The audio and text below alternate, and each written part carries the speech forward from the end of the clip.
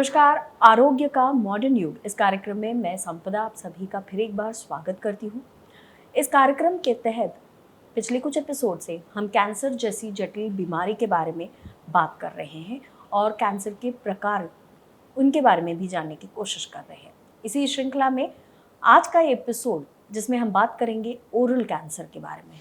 Oral cancer यानी मुख का कैंसर क्यों होता है, कैसे होता है और ट्रीटमेंट क्या है, इस विषय पर हम चर्चा करेंगे। और हमारे साथ मॉडर्न होम्योपैथी के founder chairman doctor Vijay Kumar माने सर हैं। सर नमस्कार। नमस्कार। और सर मुख का कैंसर इस विषय पर आज आपसे जानना चाहेंगे।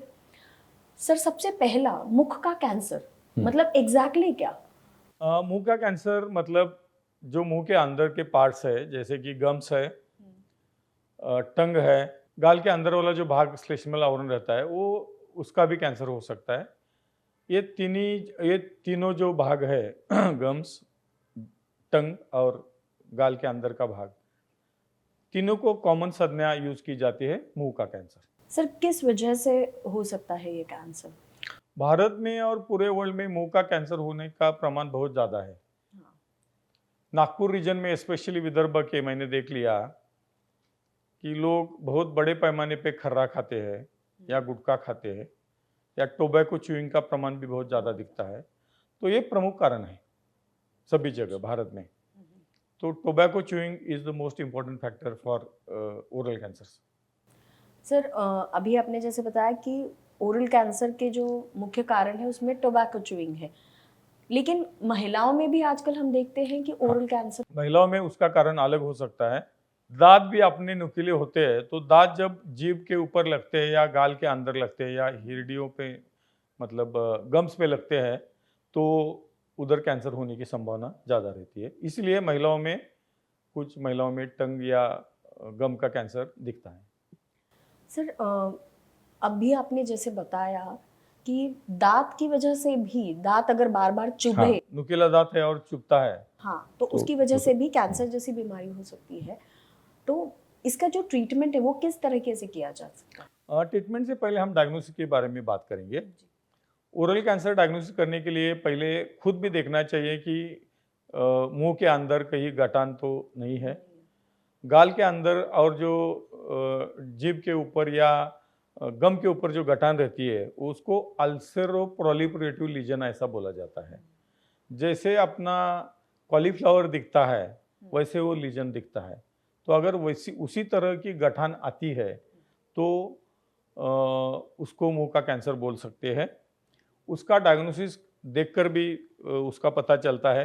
कुछ बार टंग में अल्सर पैदा हो जाता है और वो अल्सर बढ़ जाता है, ना कि कॉलीफ्लावर जैसा लीजन तैयार होता है। उसके डायग्नोसिस के लिए FNAC, fine needle aspiration cytology, ये की जाती है।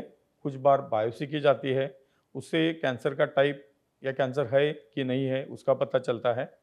कैंसर है तो कितने एक्सटेंट पे है ये देखने के लिए मुंह का सोनोग्राफी कुछ बार करने की सलाह दी जाती है या MRI oral cavity and neck की सलाह दी जाती है, उसे पता चलता है।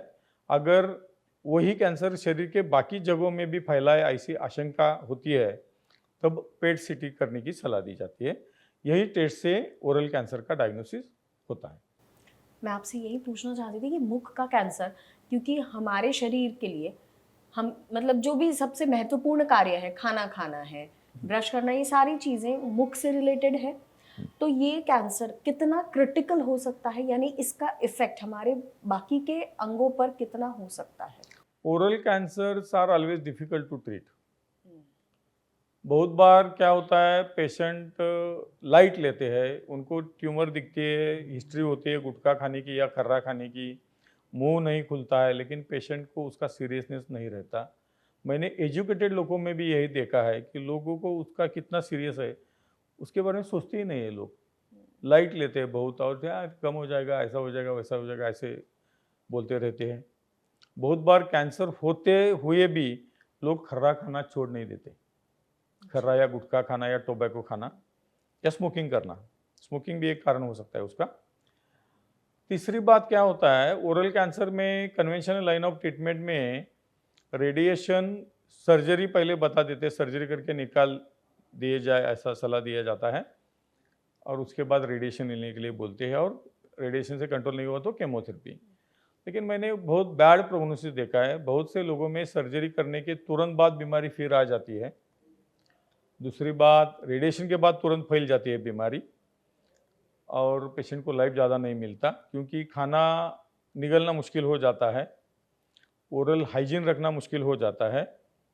इसीलिए most of the time oral cancer जो होते हैं वो डिफ़िकल्ट टू ट्रीट है कन्वेंशनल ट्रीटमेंट से, ऐसे मेरे को लगता है। बहुत बार वो बहुत स्पीडीली ग्रोथ हो जाती है और पेशेंट के बाकी अंगों में भी फैलता है, ऐसे मैंने देखा है। सर, इतने भयंकर ये जो कैंसर है, मुंह का कैंसर, इससे अपने आप को बचाने के लिए हमने क्या प्रावधान करना चाहिए? प्रावधान मतलब लाइफ जीने का एक महत्वपूर्ण सॉल्यूशन बताइए, या क्या कह सकते हैं उसको, वे ऑफ लाइफ, मध्यम मार्ग बोलते हैं उसको। तो मध्यम मार्ग से चलना चाहिए, ज़्यादा लेफ्ट ज़्यादा राइट नहीं जाना चाहिए। जो हैबिट्स है इसका मतलब है कि आप मेंटली वीक हो, ऐसा उसका मतलब है। तो मेंटल वीकनेस पहले टालना चाहिए। ऐसे नहीं कहना चाहिए कि मेरे को ऐसा लगता ही है, मेरे को ऐसा चलता ही है, मैं ऐसा करता ही हूँ। तो आप एक्सक्यूज़ देते हो अपनी लाइफ को, वो पहले बंद करना चाहिए।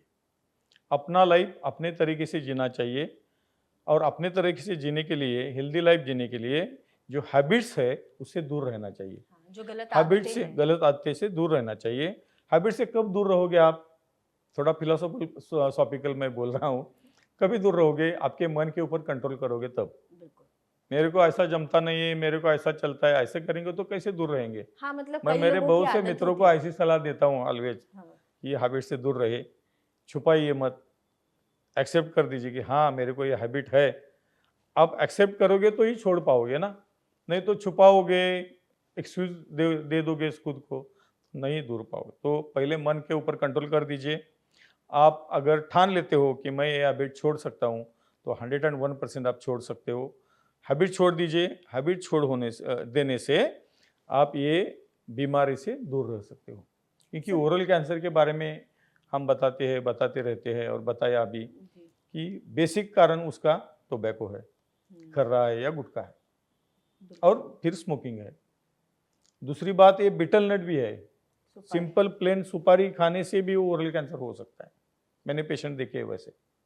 तो आदतों से दूर रहना चाहिए, यही सबसे महत्वपूर्ण अंग है कि prevention is better than cure. बिल्कुल। बहुत अच्छी बात आपने कही, और ऐसे ही आपने कई पेशेंट्स को भी ठीक किया है, ओरल कैंसर से बचाव किया है उनका। उनमें से एक है पद्मिनी वाकचोरे जी, उनके बारे में आप बताएं। पद्मिनी वाघचौरे जी को मैंने खुद ट्रीट किया था पुणे के क्लिनिक में। उनको टंग का कैंसर था, रिकरेंस था वो।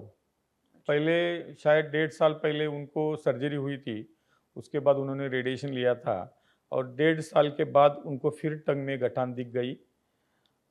रिपोर्ट जो निकाले एमआरआई ओरल कैविटी का, उसमें टंग में लीजन दिखा। पेशेंट के रिलेटिव मेरे को जानते थे, इसलिए तुरंत मॉडर्न होम्योपैथी के पास आ गए। हमने ट्रीटमेंट शुरू कर दिया। पहले 3 महीने की रिपोर्ट में ही उनकी गठान कम दिखी गई, और 6 महीने के बाद हमने जो एमआरआई किया उसमें पूरी तरह गठान गई, ऐसे हमें दिख गया। अभी उनको फिर कभी भी रिकरेंस नहीं हुआ है। ऐसे पेशेंट अभी भी स्वस्थ लाइफ जी रही है, पूरी तरह नॉर्मल लाइफ जी रही है। ट्रीटमेंट शुरू करने के बाद पहले 15 दिन में उनके लक्षणों में उनको आराम मिला। उनको एक तो बोलना मुश्किल था, जीभ के ऊपर, जीभ के अंदर गठान रहने से खाना खाना भी थोड़ा मुश्किल हुआ था उनको, डिफ़िकल्ट हुआ था। तो उसमें 15 दिन में ही आराम हो गया, और एक महीने में अच्छी तरह उनको इम्प्रूवमेंट दिख गई, और वो पूरी तरह ठीक हो गई। तो इससे ये पता चलता है कि रिकरेंस हो जो कैंसर में होता है, वो कैंसर भी ठीक होता है। और रिकरेंस के बारे में एक बात मैं बताना चाहता हूँ। जितना जल्दी रिकरेंस होगा कैंसर में, केमोथेरेपी, सर्जरी या रेडिएशन के बाद, उतना बैड प्रोग्नोसिस होता है। जितना लेट रिकरेंस होगा उतना अच्छा प्रोग्नोसिस होता है, पेशेंट फिर भी ठीक हो सकता है। तो मैं फिर यही बात दोहराना चाहता हूँ कि आदतों से दूर रहे, खुद के मन के ऊपर कंट्रोल कर दीजिए और ये बीमारी से मुक्ति पाइए। और फिर भी बीमारी होती है तो आप मॉडर्न होम्योपैथी के पास आ सकते हो।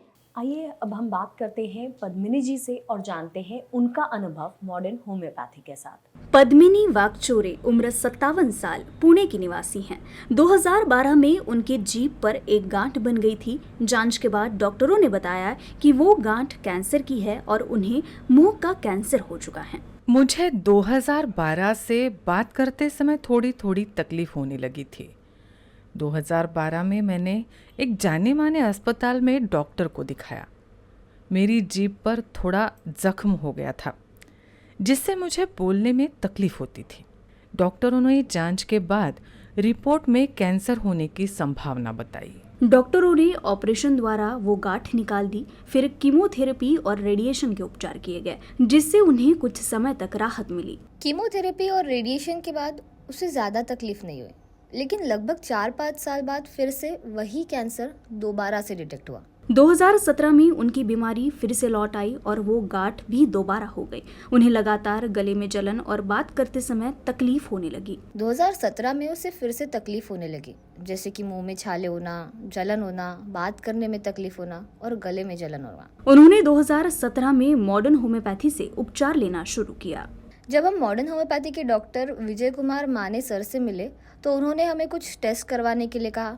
MRI और CT स्कैन की रिपोर्ट देखने के बाद उन्होंने बताया कि पुरानी बीमारी फिर से हो गई है और तुरंत उपचार शुरू करने की सलाह दी। उन्होंने हमें भरोसा दिया कि मेरी माँ बिल्कुल ठीक हो जाएगी। उपचार शुरू करने के बाद उनको मुंह में दर्द होना कम हो गया, गले की जलन बंद हो गई और वो फिर से ठीक से बात करने लगी और खाना भी आराम से खाने लगी। अब मेरी माँ को किसी भी तरह की तकलीफ नहीं है। उनका रूटीन पहले जैसा आराम से चल रहा है।